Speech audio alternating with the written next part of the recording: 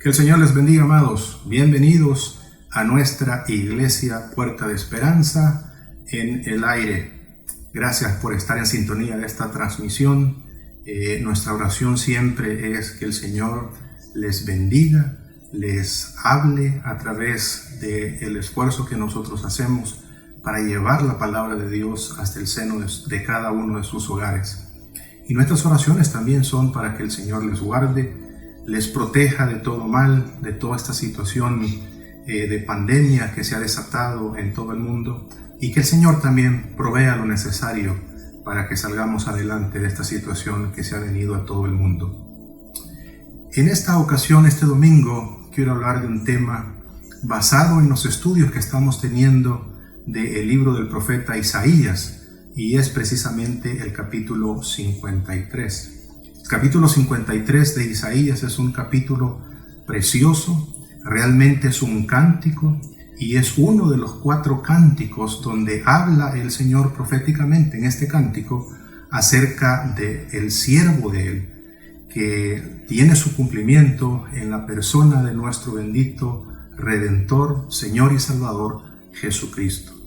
Y el tema a tratar, porque es tan profundo este capítulo que no lo podemos abarcar en una sola sesión, el tema central que vamos a tratar en esta ocasión es el precio de nuestra paz que tuvo que pagar nuestro Señor Jesucristo en la cruz del Calvario. Y por eso se llama el tema, el precio por nuestra paz fue pagado por nuestro Redentor. Esa palabra tan corta en el idioma castellano, pero que es tan trascendental, el tener esa comunión, esa amistad con nuestro Dios. Como pecadores, como gente no redimida, de hecho somos enemigos de Dios, así lo dice y lo declara la Escritura.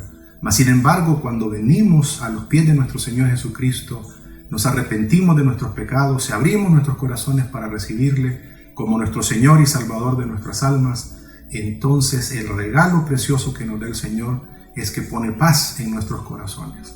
Y esa paz es el sello que el Señor pone de que esa amistad se ha renovado entre Él y cada uno de nosotros, cuyos pecados han sido perdonados y hemos sido lavados con la sangre preciosa del Cordero. Y vamos a ir a la Escritura en Isaías capítulo 53, versículos 5 y 6. No olvidemos que todos los textos de la Biblia que vamos a estar leyendo están tomados de la versión Reina Valera del 60, que en la iglesia evangélica es la que más predomina. Y dice el versículo 5 y 6: Mas Él herido fue por nuestras rebeliones, molido por nuestros pecados. El castigo de nuestra paz fue sobre Él, y por su llaga fuimos nosotros curados. Todos nosotros nos descarriamos como ovejas, cada cual se apartó por su camino, mas Jehová cargó en Él el pecado de todos nosotros. Así como estamos, vamos a pedir la bendición de nuestro Señor. Bendito Señor, bendice, Padre Santo, cada corazón que va a escuchar este mensaje, porque es un mensaje importante, Señor, un mensaje revelado de parte tuya, Señor, para este profeta Isaías, que vivió y ejerció su ministerio 700 y pico de años antes del nacimiento de nuestro Señor Jesucristo. Y fue tan revelador, Señor, lo que tú tenías en tu palabra, que los apóstoles del Nuevo Testamento, los apóstoles que convivieron en el ministerio de nuestro Señor Jesucristo, y nuestro mismo Redentor citó varias veces a Isaías, Señor, como una comprobación que es revelación fiable tuya para la vida nuestra. Bendice nuestros corazones, alimentanos de tu palabra, Señor, y haznos, danos ese regalo precioso de la paz, de estar en comunión contigo, de saber, Señor, que nuestros pecados han sido perdonados y que estamos a cuentas contigo. En el nombre poderoso de Jesús, amén y amén. Todos los seres humanos que venimos a este mundo nacemos lejos de Dios, absolutamente lejos de Dios, porque en nuestra carne está presente el pecado, ese pecado original que viene en el paquete de todo ser humano que viene a este mundo. Y la Biblia lo declara así, de esta manera. Dice que por cuanto todos hemos pecado, estamos separados de la gloria de nuestro Dios. La misma palabra afirma que no hay justo ni siquiera uno. En nuestra carne, en nuestras fuerzas, es difícil obedecer la verdad de Dios, obedecer la palabra de Dios y caminar de la mano con el Señor. Porque lo que predomina en nuestras vidas son los caprichos de nuestros corazones, nuestros deseos carnales, nuestras pasiones más bajas, y eso va en contra de la voluntad de Dios, y por tanto hay una separación entre Dios y nosotros. Ahora, no olvidemos que Dios es un Dios de justicia, y como Dios de justicia, Él da la justa retribución por el pecado que nosotros cometemos. No nos engañemos. Es cierto que Dios es un Dios de amor y por eso ha dado todas las provisiones para que nosotros podamos echar manos a la vida eterna. Mas, sin embargo, también es un Dios de justicia. Eso quiere decir que no va a dar por justo a aquel que es culpable. Imaginémonos una escena donde todos en una comunidad, en un país, sabemos que hay un asesino en serie. ¿Estaría bien que una vez capturado, los jueces terrenales que nos representan para hacer justicia, para ejercer la justicia, lo sacaran en libertad sin qué ni para qué, sin ninguna justificación, y todos sabiendo los crímenes que ha cometido? Ahora imagínense nuestro Dios. Él no puede declarar justo a aquel que es culpable, y no solamente no lo puede declarar, sino que también tiene que dar el pago por ese camino torcido que esta persona ha tomado, y cualquier persona sobre la faz de la tierra. Además, el estar destituidos de la gloria de Dios no nos exime de condenación. Y no nos exime de condenación porque el Señor nos va y nos lleva exactamente la medida de los pasos que nosotros damos por esta vida. No hay una tan sola persona que esté lejos de los ojos de Dios. Y de hecho, en la Escritura sabemos que en los cielos se escriben libros acerca de las obras, de las acciones buenas o malas que nosotros hacemos en esta vida. Y de acuerdo a ellas, de acuerdo a nuestros pasos, a nuestros caminos, entonces Dios nos va a condenar de acuerdo a su palabra, a su verdad. Si mentimos, por mentir; si hurtamos, por hurtar; si asesinamos, por asesinar. Y nadie, ningún ser humano está exento de la justicia de Dios y de la condenación de Dios. Ahora, el hecho de que el mismo Dios diga y declare al principio del profeta Isaías, diciendo: venid luego y estemos a cuentas, eso quiere decir que cada ser humano tiene una deuda espiritual para con el Señor, y es una deuda, una carga que se lleva en lo más profundo de la conciencia, del espíritu, del alma de un ser humano, y esa es la carga del pecado. Y la única manera de soltar esas cargas es a través del sacrificio que nuestro Señor Jesucristo hizo en la cruz del Calvario, para que Él, nuestro Dios, perdone nuestros pecados por ese sacrificio que Él ha hecho. Pero hay una deuda, y acordémonos, cuando estamos en deuda con alguien y no podemos saldar esa deuda, no hay paz en nuestros corazones. Y eso es precisamente la falta de paz en nuestros corazones, es porque no estamos en esa completa comunión con nuestro Dios. No estamos en paz con nuestro Dios. Nuestros pecados hablan, el corazón mismo nos delata que somos culpables delante de nuestro Dios. Y a veces tratamos de ocultarlo, tratamos de vivir la vida a nuestra manera, ignorando esa voz interna que nos dice que no estamos bien, que estamos actuando mal. Pero hay una deuda, y por eso dice el Señor: venid luego y estemos a cuentas. Ahora, vayamos al pasaje y simplemente vamos a poder en este domingo hablar de los primeros 6 versículos, pero hay un contenido riquísimo de la palabra de Dios y del plan de redención de Dios para nuestras vidas, que es importante que si tú no eres cristiano y no has abierto tu corazón para recibir a Cristo, que escuches atentamente el mensaje que Dios tiene para ti. Y aquellos que ya recibimos a Cristo como nuestro Señor y Salvador, que también prestemos atención, porque este es el plan de redención de nuestro Dios que vino a beneficiar nuestras vidas. Y vamos a afirmar nuestra fe a medida estudiemos y también meditemos en las verdades que nuestro Dios nos revela en este capítulo 53. Lo primero que el Señor revela en este capítulo es que esta redención es un asunto de fe, no es un asunto de obras.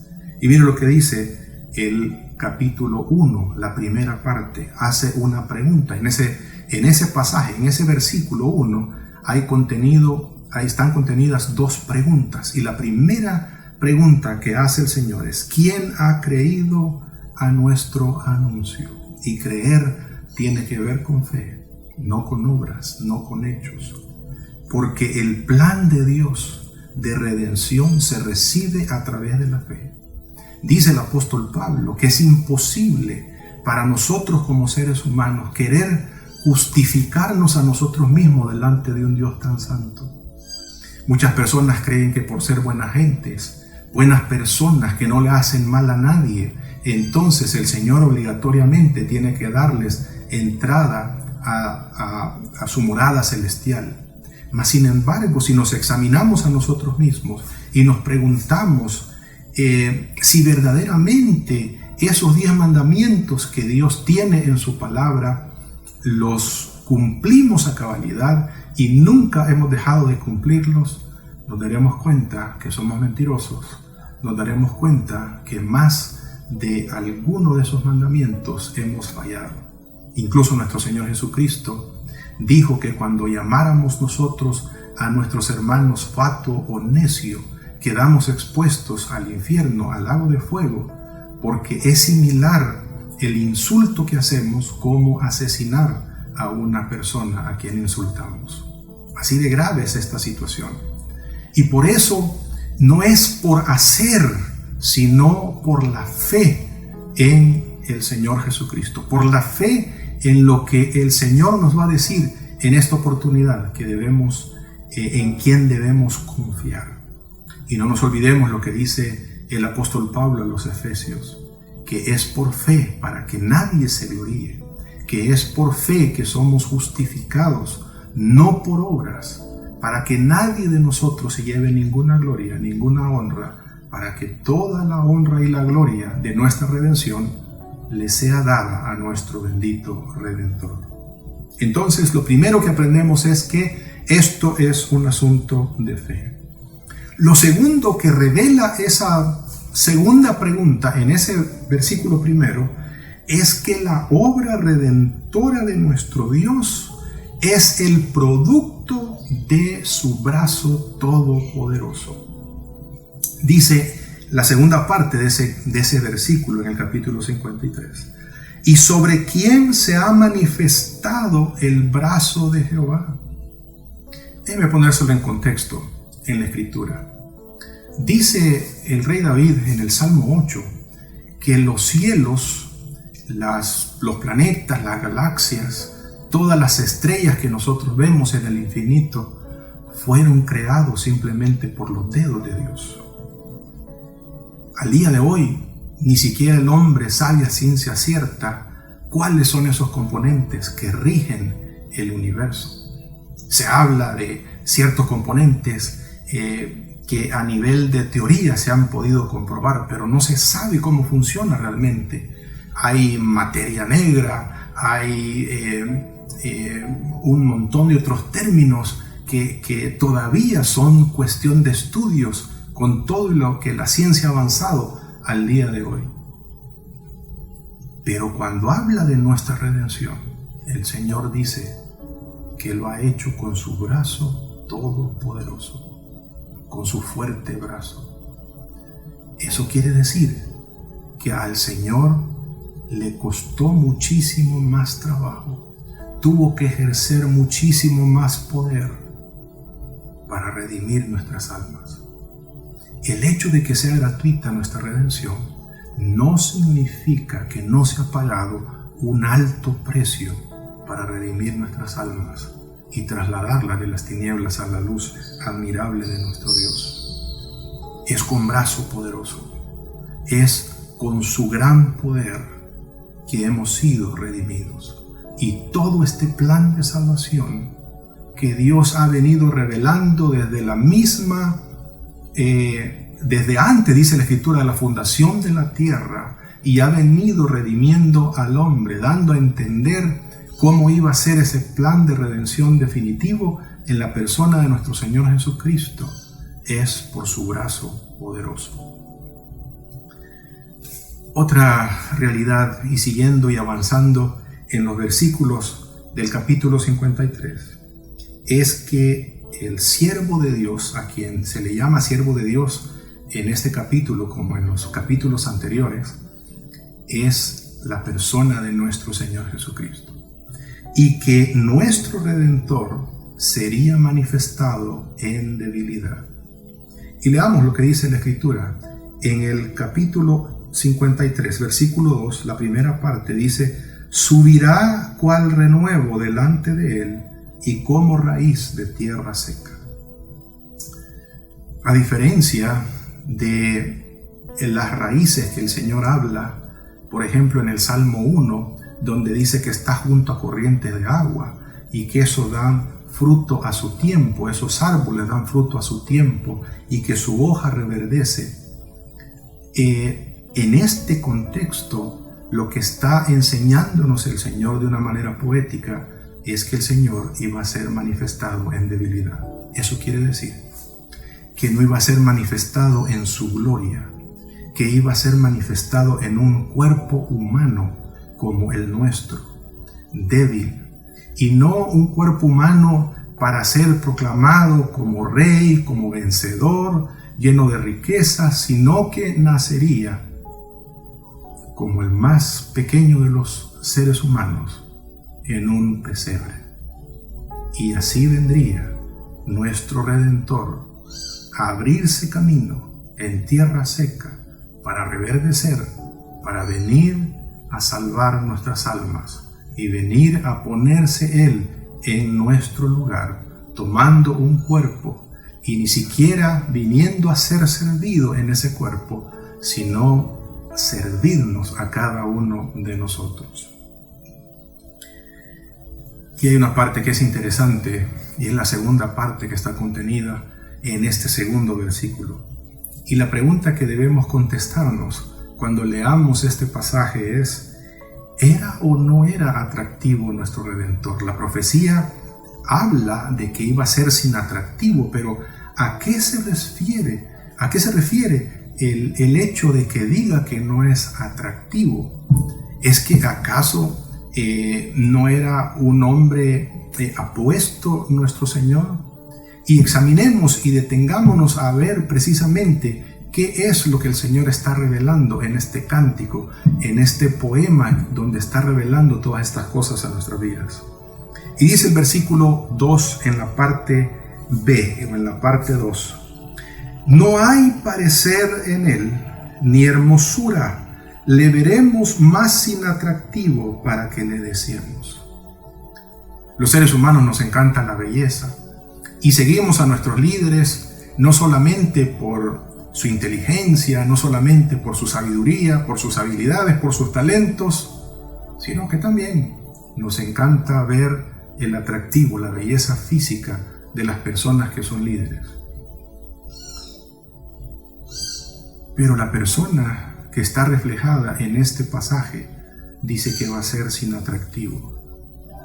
Va a carecer de ese magnetismo como ser humano, a esa atracción que hace que las masas se junten. Pero ¿es cierto esto que está declarando el profeta? ¿O hay algún significado simbólico de todo esto? Y sigamos examinando la escritura para ver de qué se trata.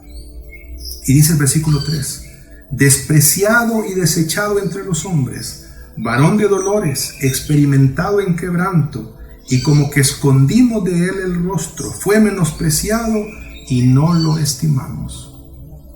Está hablando aquí nuevamente, recalcando la falta de atractivo, y que en esa debilidad que va a ser manifiesto, no va a causar ese magnetismo para atraer a las personas hacia él, a los seres humanos hacia él.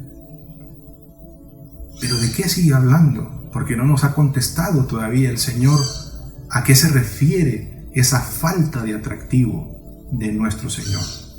Y la respuesta la encontramos en el siguiente versículo, el versículo 4. Y dice, ciertamente llevó Él nuestras enfermedades y sufrió nuestros dolores.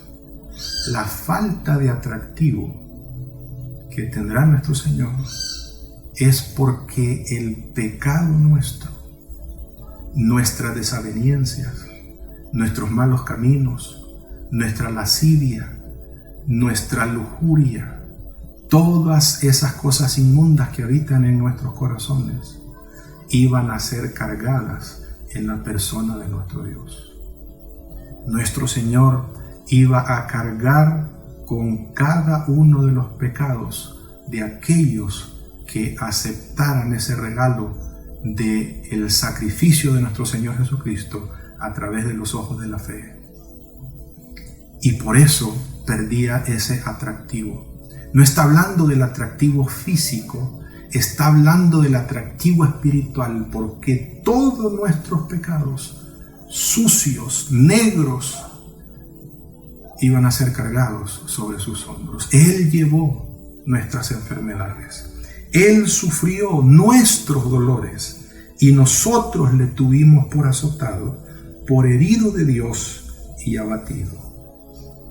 Ahora veamos con detenimiento el momento de la expiación. Esto es, el que Él haya tomado el lugar que nos correspondía a nosotros.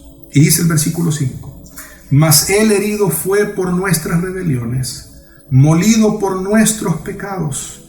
El castigo o el precio a pagar por nuestra paz fue sobre Él, y por su llaga fuimos nosotros curados. Muchas veces aplicamos este pasaje para hablar de sanidad a las personas como una promesa de Dios para sanidad. Pero realmente el trasfondo de lo que está contenido en este versículo bíblico es la enfermedad que está plagada en el alma de cada uno de nosotros los pecadores.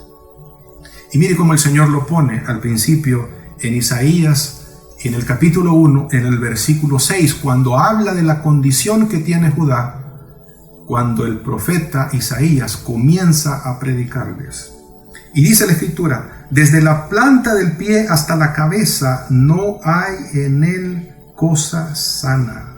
Está hablando de las personas que viven lejos de Dios, que incluso practican una religión, que es la religión supuestamente aprobada por Dios para que demuestren su fe y que practiquen la justicia, mas sin embargo están haciendo absolutamente lo contrario de lo que el Señor quería. Y aunque había abundancia de sacrificios y abundancia de eventos y de ceremonias, el Señor dice, ¿de qué me sirve todo eso si ustedes en su intimidad, en su interior, en su corazón, no practican la justicia al huérfano, no practican la justicia a la viuda y no andan por mis caminos, no son sinceros en sus corazones para conmigo? Y por eso dice que desde la planta de los pies hasta la coronilla de nuestras cabezas no es sana.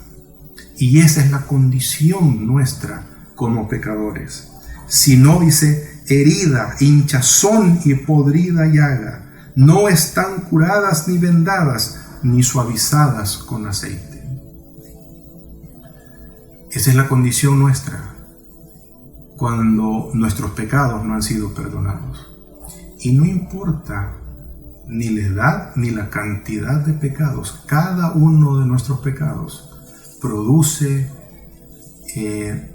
un efecto nauseabundo a los ojos de nuestro Dios. Él lo rechaza, aunque nos ama como pecadores. Él rechaza todas aquellas cosas que nosotros practicamos que no son de acuerdo a la voluntad de nuestro Dios. Y es esa enfermedad la que el Señor ataca, la que el Señor quiere abordar en la cruz del Calvario. Venir a quitar esos sucios pecados de nuestras vidas para darnos el regalo precioso de la vida eterna. Ahora, había ciertos requisitos en el Antiguo Testamento para poder tomar nuestro lugar, nuestro Redentor. En primer lugar, tenía que ser un pariente cercano. Por lo tanto, para nuestro Dios, para nuestro Señor Jesucristo, era necesario tomar un cuerpo humano, dejar su trono de gloria y venir a este mundo, tomar un cuerpo humano y venir en debilidad tal cual todos los seres humanos venimos a este planeta. Además, tenía que cumplir a cabalidad con la ley del Señor, porque solamente alguien que está solvente delante de los ojos de Dios puede redimir a un pecador, puede pagar la deuda de aquel que está seriamente en problemas crediticios, espiritualmente hablando, con nuestro Creador. Además, tenía que ser sin pecado para redimirnos del pecado, y tenía que ser alguien poderoso para poder cargar sobre sus hombros todos los pecados de aquellos que nos quisiéramos allegar a su presencia, arrepentidos, para buscar el oportuno socorro para salvación de nuestras almas. Pero por sobre todas las cosas, tenía que amarnos tanto que aun siendo nosotros sus enemigos, Él estaba dispuesto a dar su vida por cada uno de nosotros. Y eso es precisamente lo que dice el apóstol Pablo a los romanos. Ciertamente dice: a lo sumo, alguien puede dar la vida por otro justo, pero Dios demuestra su amor para con nosotros, que aunque éramos pecadores, aunque éramos enemigos de Él, Cristo Jesús murió por todos nosotros. Y el versículo 6 dice como conclusión a todo esto: todos nosotros nos descarriamos como ovejas, cada cual se apartó por su camino, mas Jehová cargó en él el pecado de todos nosotros. En la muerte de nuestro Señor, cuando Él expira, Dios, dice la Escritura, que cierra los cielos. Hay un gran eclipse solar en ese momento, porque el Señor ha cargado en la humanidad de nuestro Dios, de nuestro Señor y nuestro Redentor, todos los pecados de cada uno de nosotros. Y el Señor tuvo que decir: consumado es, la obra ha sido completada. Yo pude cargar con los pecados de todos aquellos a quienes he amado por anticipado. Y el apóstol Pablo resume precisamente bien esta situación, este regalo que se llama paz de Dios para nosotros. Paz de Dios cuando éramos sus enemigos, paz de Dios cuando éramos irredentos, paz de Dios cuando nuestra vida estaba llena de pecados, estábamos llenos de los vicios y de los placeres de este mundo y lejos de la voluntad de nuestro Dios. Y dice el versículo 1 de Romanos capítulo 5: justificados pues por la fe, tenemos paz para con Dios por medio de nuestro Señor Jesucristo. El precio por nuestra paz es un precio muy alto. Y el Señor dice que Él ama la paz de sus siervos. Él ama tu paz y ama mi paz. En este mundo vamos a tener aflicciones. No es de esa paz la que está hablando el Señor. La paz verdadera que el Señor nos da es aquella que viene como producto de haber sido justificados. Porque un día abrimos nuestros corazones para recibir a nuestro Señor como nuestro Salvador de nuestras vidas, como nuestro Señor. Le invitamos a morar, a que hiciera una transformación espiritual en nuestras vidas. Y Él perdonó nuestros pecados y escribió nuestros nombres en el libro de la vida del Cordero. Y esa carga de pecados quedó atrás, fue quitada de nuestros hombros y puesta en la cruz del Calvario porque Él había pagado el precio por nuestra paz. Este tiempo de reflexión ha concluido y su propósito es enseñarnos a vivir una vida disciplinada y exitosa, pero sobre todo que conozcas a quien te creó, te cuida y te ama a tal punto que fue capaz de dar su vida por ti. Si hoy deseas entregar tu vida a Cristo, haz esta sencilla oración con fe. Padre Celestial, me arrepiento de mis pecados y de vivir lejos de ti. Ven a mi vida, te la entrego sin reservas. Hazme una nueva persona y ayúdame a vivir para tu gloria. En el nombre de Jesús, amén. Si has hecho tuya esta oración o quieres más información acerca de tu decisión, escríbenos a info@puertadesperanza.org.sb. Será un gusto saber de ti.